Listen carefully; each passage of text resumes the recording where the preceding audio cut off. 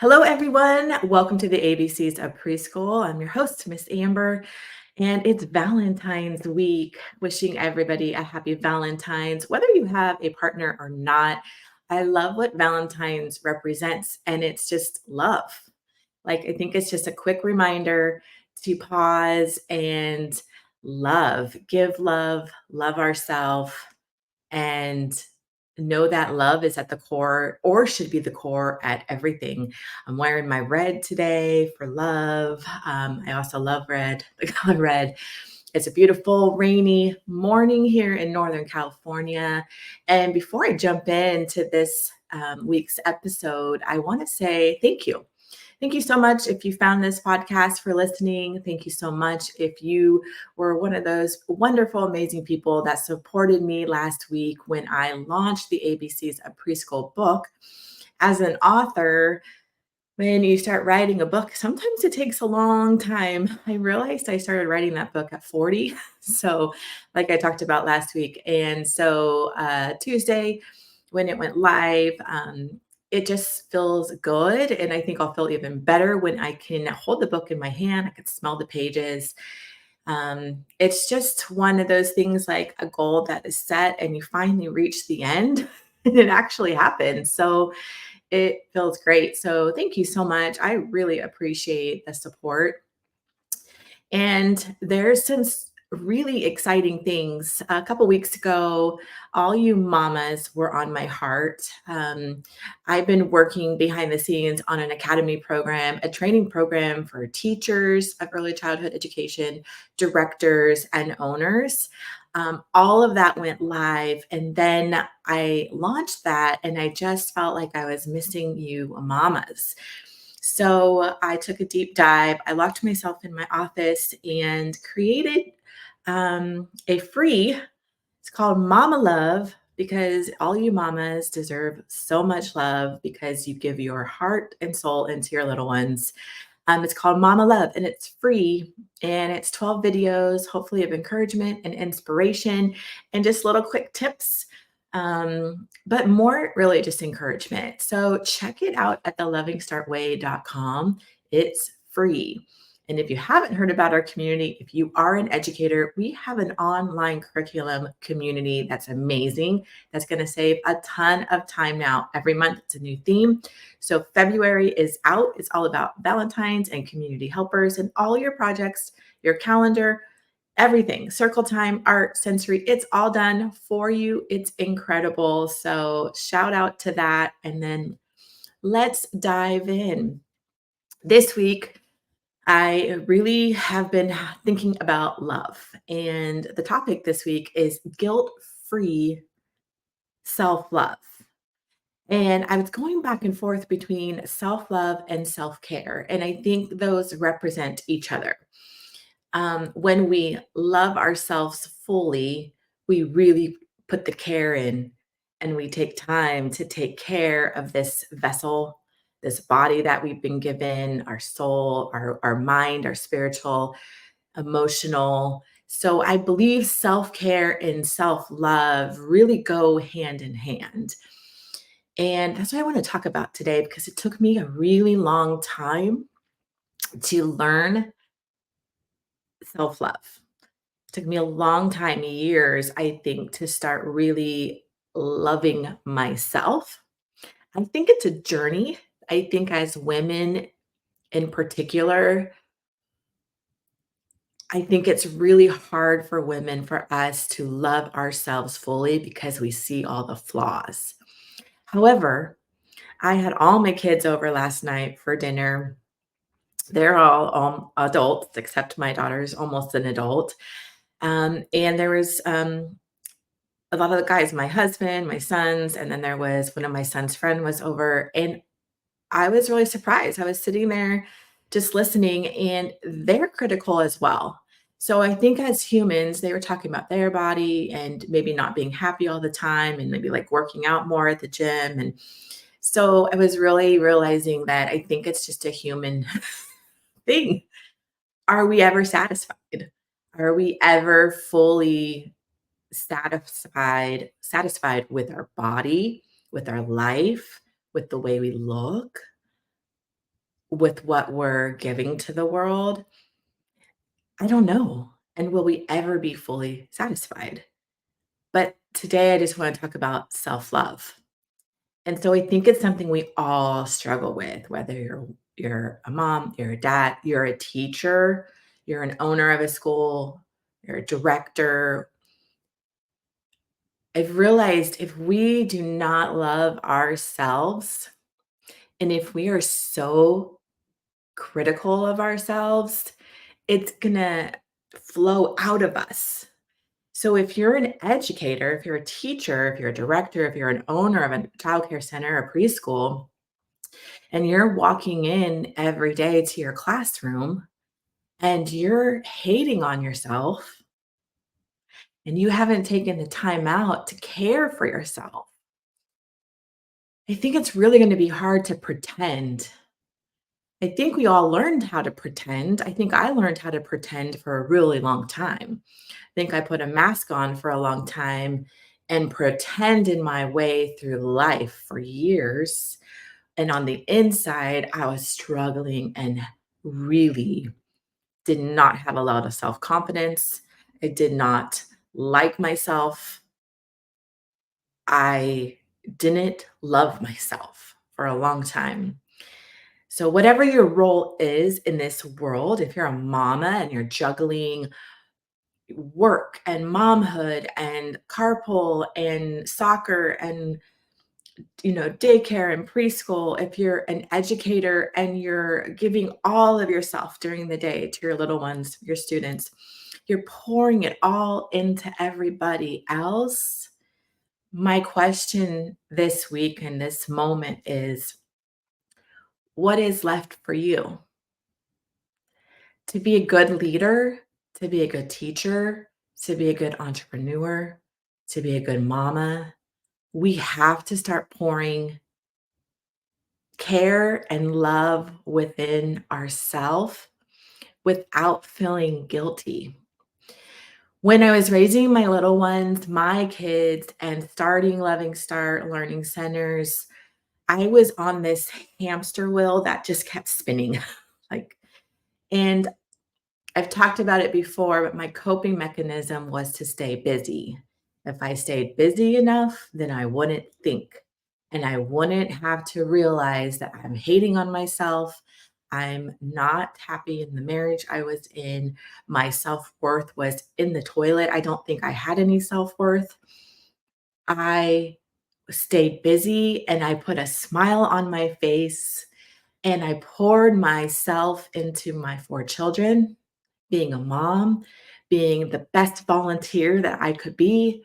I poured myself into my schools and work, and I wanted to be the best teacher that I could be. I wanted to be the best director and the best owner of a business.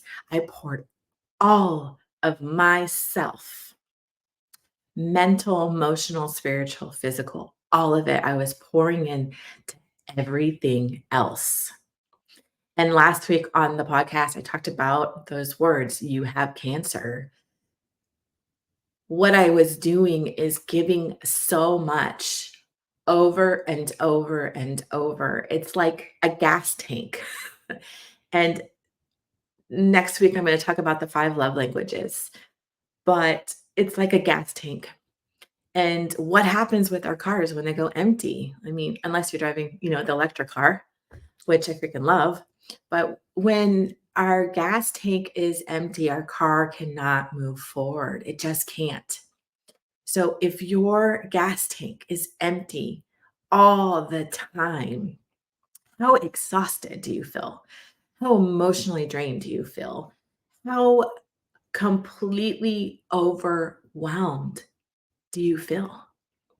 If you are a constant caretaker and a constant pleaser and a constant giver and a constant person that says yes and yes again, even though you're exhausted, but you say yes and you pour yourself into everybody else, how does your gas tank look right now? Like, is it empty? Is there like you're on the side of the road and you're like, I can't keep moving forward like this? If that is you, I'm speaking to you today. If your gas tank is half full, let's get you to full. Because I think when I was younger and in the midst of raising my little ones and in the midst of a marriage that wasn't serving my heart, actually, I mean, a marriage, let's talk about love for a minute. Love is equal, and we shouldn't have a person to make us happy, right? Our love should come within.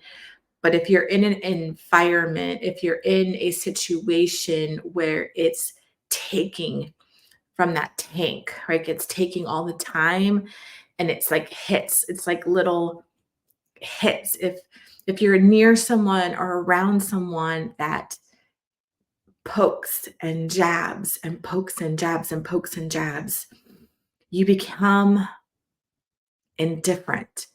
You become a person that believes you have no worth. And that's where I was. I didn't have self-worth. I pretended all the time, but on the inside, I was exhausted. And what that started to cost me was my health.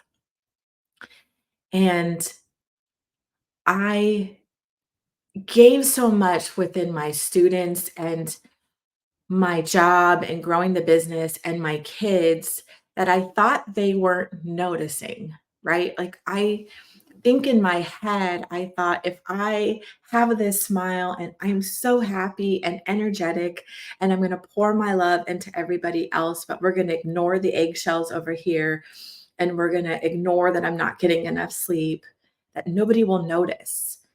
But I think they do because as a person, we're a mirror, right? Like we project who we are and what we are.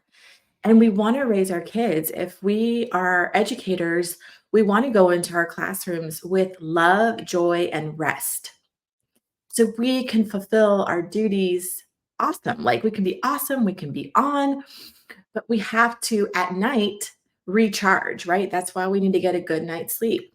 If you're a mama and you're exhausted all the time and you're stressed all the time, you're going to be snippy, you're going to be snappy. It just happens. I know remember those days where I look back and think, man, I was a pretty good mom, but I had moments. We are all going to have the moments where we're going to snap, we're going to scream, we're going to yell, we're going to lose our patience, especially if we are not grounded within ourselves. If we are not filling our core up with the love and the care that we need, it's only natural that the stress is going to come out, the snappiness, the lack of patience is going to come out, and that's going to pour into those who are around us. As much as we can pretend and as much as we can try, we cannot keep moving forward over and over and over and over with an empty gas tank. It just doesn't work because what starts to happen is you can start getting sick. You can start getting really weird things happening to your body, like that you think is just normal.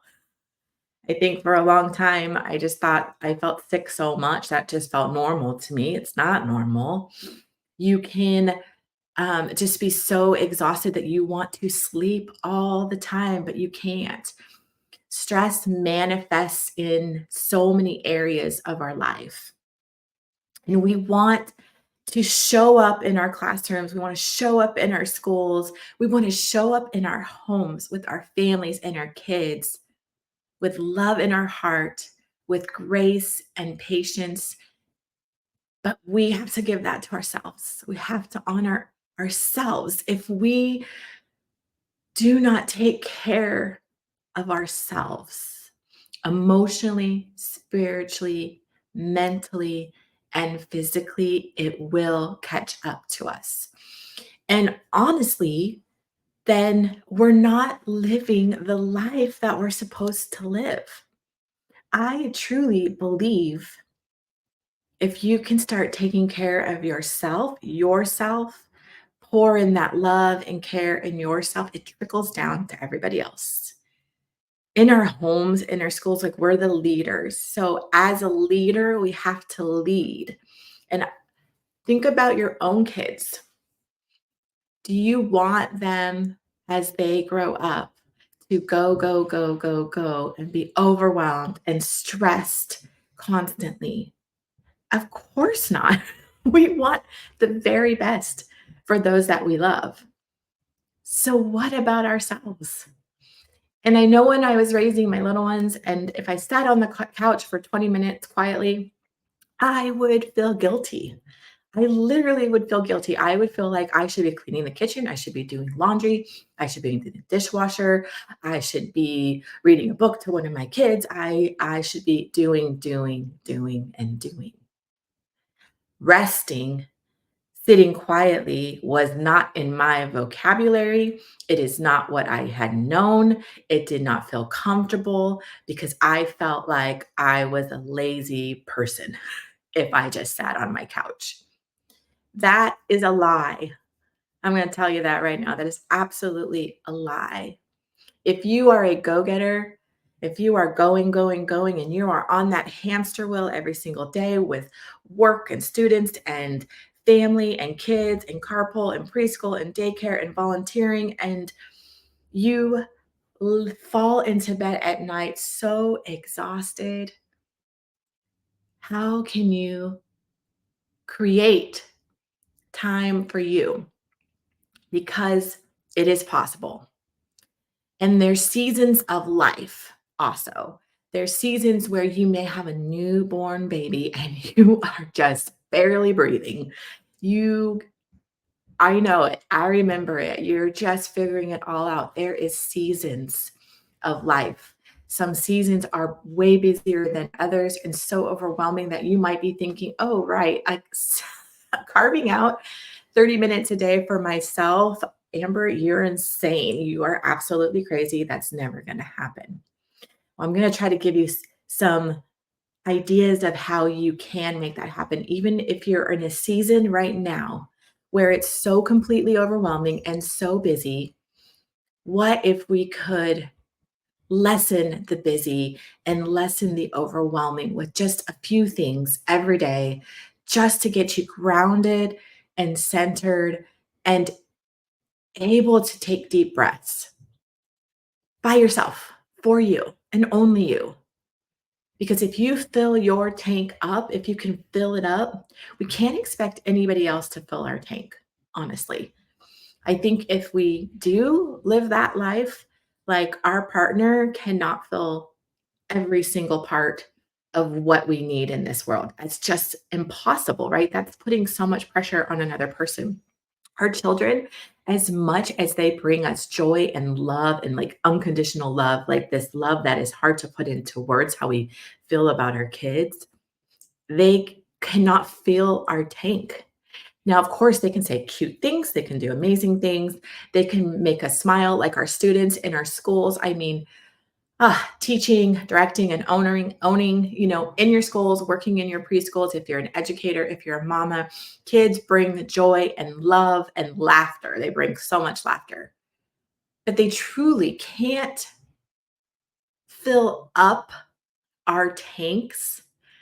They can't, they cannot make us have self-care. They don't do that. They bring other elements to our life, which is amazing. So how can you learn to love yourself without feeling guilty? How can you learn to pause every day without feeling guilty? How can you learn to say, I need a moment. Mama's gonna go take a bath. And if you have a partner that lives with you, a spouse, maybe it's every night you say, let them know, use your words and tell them, I need 30 minutes, I need a bath. If you are a single mama and you are raising those kiddos, do you have someone close by? Do you have a family member that maybe one day a week you can have an hour a week or 2 hours a week?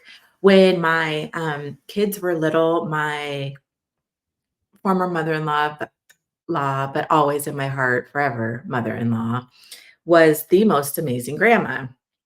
And my kids adore her to this day. Like, adore her, and they see her all the time. She was such an active grandma. And my kids would have grandma days. My daughter especially remembers this. She would have one day a week, she'd have a grandma day. And grandma would come and pick her up from preschool and spend time with her and just have a day of fun. They would make nachos, they would have a tea party. And my daughter now goes and throws the tea party for her grandma and goes and babysits her grandma. And it's a very special relationship. Do you have family that is close to you that you can set up? Maybe it's once a month, maybe it's twice a month, but it's a morning or it's a half day or whatever you can do that is time for you. And I don't care if you just sit in your car and you go to Target and you just walk around that store, put AirPods in and enjoy your music and eat the popcorn and have a slushie, go have a coffee at Starbucks, whatever brings you joy. I s- think it's so important to schedule it. Just as we schedule and plan everything else for everybody else, doctor's appointments for our kiddos, we do our curriculum planning for our students, we plan staff meetings if you're an owner of a school, just as you are planning and scheduling everybody else and work and things to work really well, your classroom, your kids' functions, what are you scheduling for you? What does your self love, self care look like this week, today? Like, what does it look like? I have shared last week, and I'll probably always share a little bit, but through the years, I have been the lucky person to have quite a few health things in my life. And I'm going to be really transparent here and honest. And it doesn't feel good to say this, but I think for a lot of time, that was my story for years. I was the girl that got cancer at 31. I was the girl that had to get a hysterectomy at 37. I was the girl that had a heart issues at 37. I was the girl that would get any freaking weird virus that came around. I got it, like weird old things. I was the girl that had to go to the doctors multiple times and get steroids and antibiotics because I'm so sick I can barely move.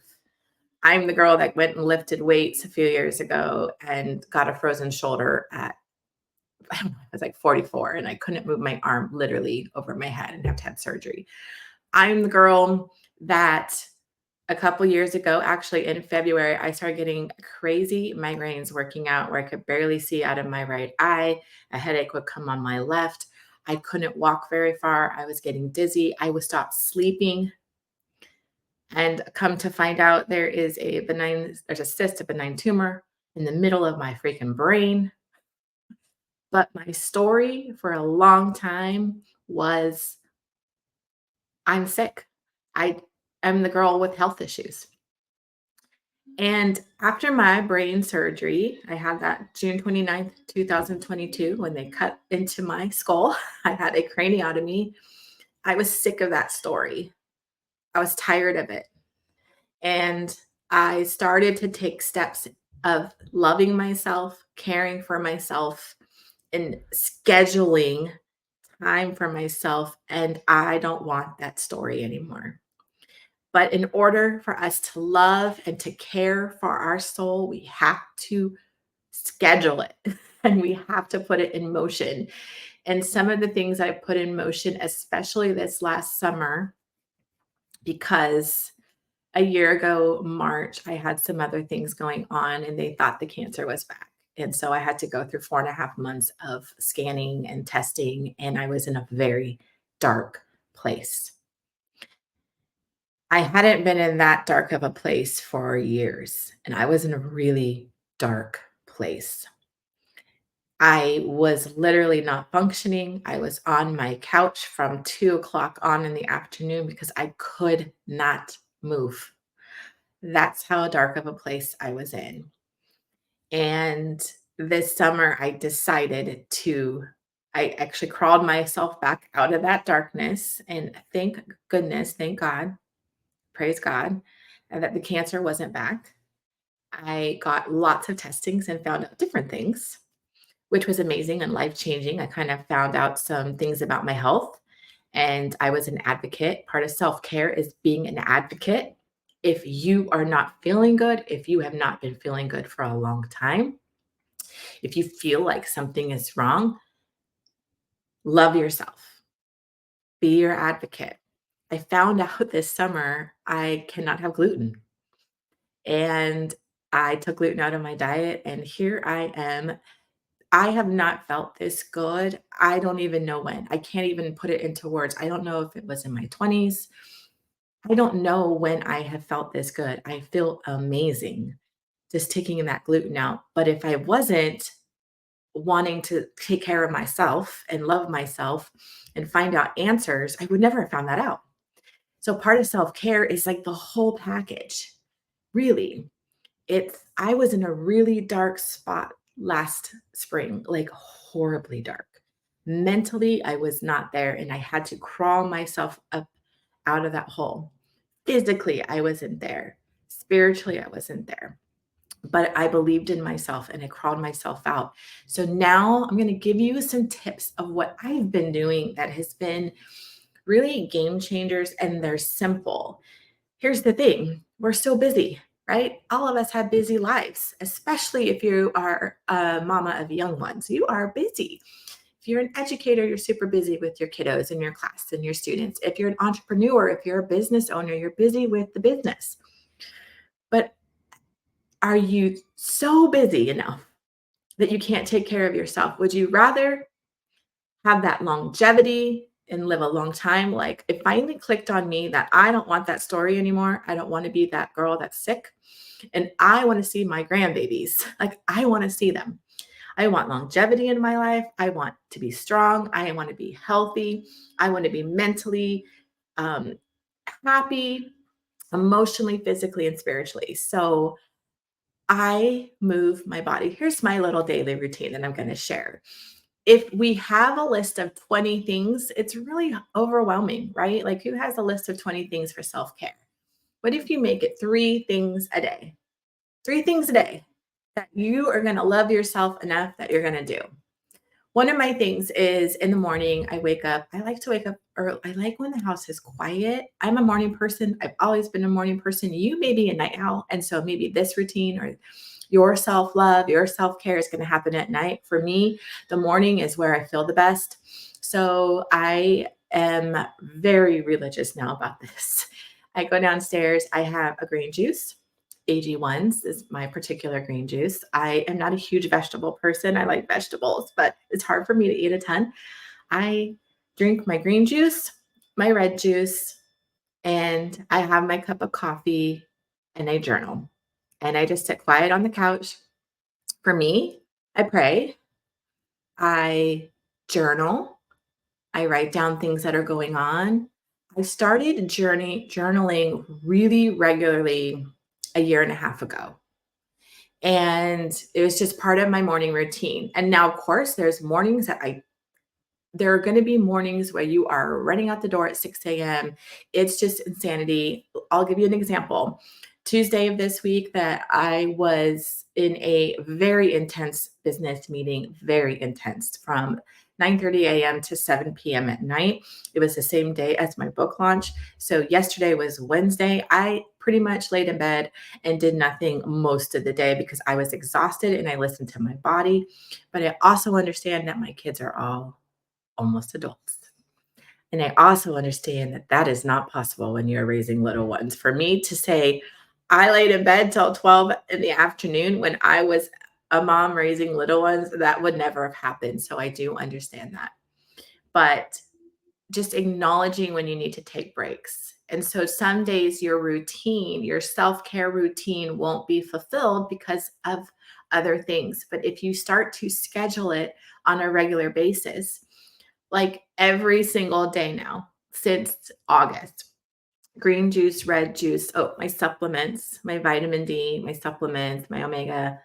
And then I sit on the couch and then have quiet time. I drink my coffee, I journal, I just sit and I'm quiet. The next thing that I do, I go about my day, but I've been making moving your body, move your body.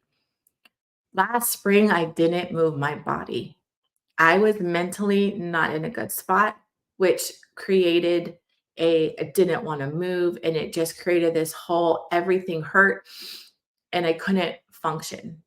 I had to start forcing myself to move my body. I literally last spring could only go, I'd walk maybe 15 minutes and I'd make my husband like we'd turn around.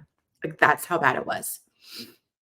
I Once I dug myself out, moving your body is so good. And I'm not a huge gym person, but I love to walk. I never used to like to walk. Never used to like to walk. Walk, move your body, move your body. I would go 10 minutes, 15 minutes, and now I do about an hour and 20 minutes. I go about 4 miles. I try to do that every day. Yesterday was my day that I call grace. I had a moment of grace day yesterday because I was exhausted. I knew my body just needed to just sit and be still and like decompress from everything. So give yourself some grace, but moving your body daily. Bring your kiddos on a walk, have them ride their bikes.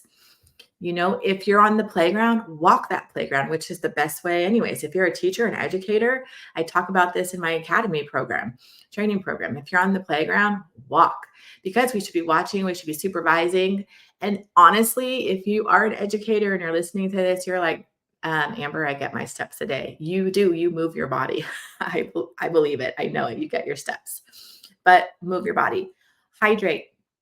Hydrate, hydrate, hydrate. This is another thing I was horrible at. I was horrible at. But now I literally have a giant water bottle. I get 80 ounces a day of water, pretty much no matter what. I'll sit on the couch because I don't know about you, but if I drink a ton of water, I'm in the bathroom all day long. So I literally, most of my water consumption is at night. I like to veg out at night. I need my TV time to shut my brain off. And that's where I'll just start chugging my water. So I'm home because if I'm out and about running errands, I don't have time to like go to the bathroom 50 times. But water, hydrate your body. Hydrate. Hydrate, hydrate. It's so good for us. Like getting that water intake is so good for so many things and moving your body and journaling. And I'm going to circle back to journaling on why I think it's so important. Journaling is so important. One, I think let's talk about gratitudes. In my journal, I talk about the things I'm thankful for. I sometimes talk about what went on the day before. I talk about what I'm thankful for. And I also talk about my goals and dreams. And I write it down and I visualize what I want in this life. It is so powerful. I started journaling regularly in the mornings, October 23. And I cannot believe the amount of amazingness and stuff that I've accomplished since then. And I truly believe when you pause and you reflect on all the things you're grateful for, even in the hard, you may be in the hard at this very moment. But even in the dark and even in the hard, there's always something to be grateful for. Always. And if you write it down, you can see it. And what I like about journaling and what's powerful is you can go back. You can see where you were and where you are now. It is amazing. I'm telling you, it's really helped me live intentionally and write down those goals and dreams and like my book launch. It happened. That was one of my goals and dreams. I made it happen. I have another goal and dream that I've been writing down every day and I want it to happen. So, but I also reflect on what I'm thankful for. What are you thankful for? Bringing gratitude into your life is self care, it's love, it's filling yourself up. It is. It's a great moment to just be present and to say, thank you for my life. It may be very difficult right now, but thank you for my kids. Thank you for my job. Thank you for my students. Thank you for my clients. Thank you for my spouse. Thank you for my health. Here's another thing I've learned. Even if it's not happening right now, when I was going through my divorce, Ugh, it was so horribly dark. I mean, like I've said before, I say it again, thank God we don't see the future because we may not get out of bed.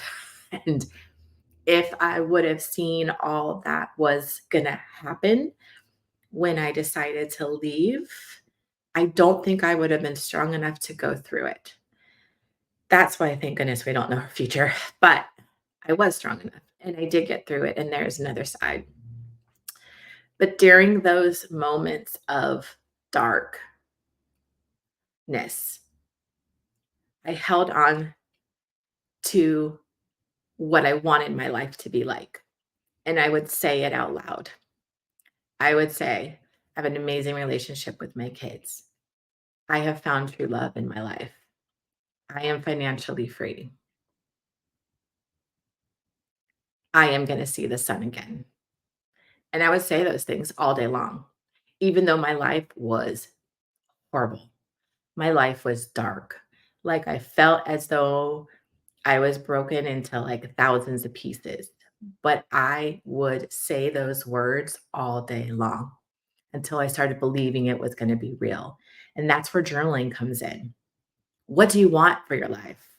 What do you need for your life? What's the kind of care that you need? So, those are just simple morning routines for self-care, self-love. Maybe once a month you do ask a friend. If you don't have family around, maybe you partner up with a friend. And here's another one I think that's really important for self-care is finding community. It's very hard to do things alone, and it's really hard to go through hard things alone. I think part of self-care and self-love is finding a tribe, finding a community of like-minded friends who lift you up. So maybe you work out a deal like, I'll take your kids for one day, you take mine, something like that. So you have a break. Maybe one day a month you have a break. Maybe it's one day a week you can arrange that. Those are some things you can do. Community is really important. I think lifting each other up is amazing. It's fuel. It's awesome. I think it's community is amazing. But just implementing those simple things, a routine every single day where you are having a moment for you to reflect of how far you've come in this life, maybe reflect of where you want to go, but just pouring that quiet, that stillness, that love within you, the patience, the grace, that the water, hydrating, moving your body. It's like taking care of this, like, we are just given this moment of life. We just have this moment. We don't know what tomorrow holds, right? We don't know what is gonna come tomorrow. Like, we've all been in those situations where you might have gotten a phone call and it's like the worst news in the world. It's our responsibility to take care of ourselves, this body, mentally, spiritually, emotionally, so we can be the best versions of ourselves. So when we are giving all the time, we're giving, giving, giving, we're also filling ourselves up. If we fill ourselves up, then we can give the best way we can give. But then we have to fill ourselves back up. And filling myself up, I know, is having quiet time. It's moving my body, it's hydrating, it's having my greens, it's having my reds, it's having my supplements. I'm back at the gym. I'm incorporating the gym. I'm lifting weights. But those are just my three simple ones that it seems that I can keep it up. And then you can add on. I know I also do like a self-care day a month. I try to do one self-care day a month. Um, and that's been lovely. I get a facial. I never used to get facials, but that's been like my thing. I just love my facials. So, what is it that you love to do? Maybe you want to go and sit at a park and you want to read a book. Maybe you just want to go read. Like, what will bring you joy and what will fill your tank? And I want you to know that you don't have to feel guilty. Asking grandma to watch your babies, don't feel guilty. Or swapping with friends, you guys shouldn't feel guilty. We have to take care of ourselves so we can be there for the long run. If we do not take care of ourselves today fully, How are we going to expect to be there for the long run? We want to see our kids grow up. We want to see them have kids. I want to be an old woman. I want to be an old woman that has seen an amazing life. But that takes taking care of myself right now. Because if you don't process the stress, if you don't get that out, if you don't talk through the hard, if you don't cope well, it all gets stuffed within us and it manifests. And if you are struggling mentally, I have seen therapists on and off my whole life. I am a super advocate of going and talking to someone. Self-care is needed and you should never feel guilty about it. Fill up your tank just as you're filling up your little ones' tanks, whether that's your students or your own children. Pick 3 things a day, just 3 things that are simple, that don't feel overwhelming, that you can do to fill up your tank. I hope you guys have just an amazing Valentine's Day.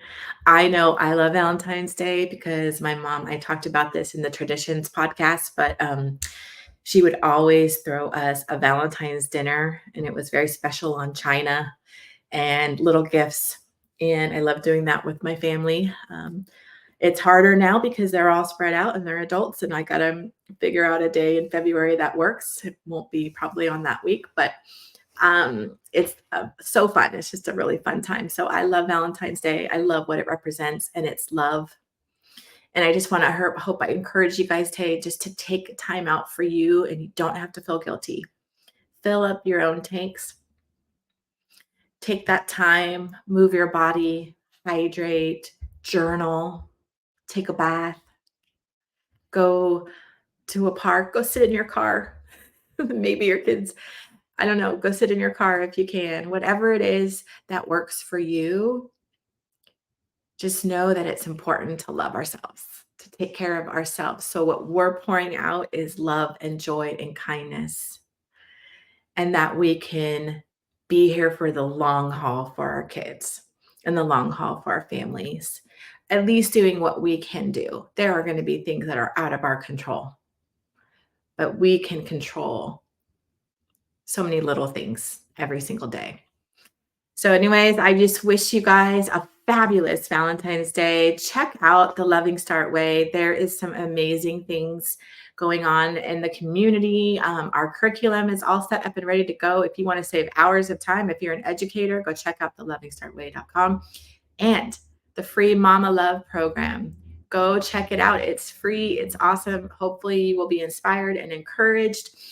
Everybody have an amazing fantastic week, and I'll see you back here on the ABCs of Preschool.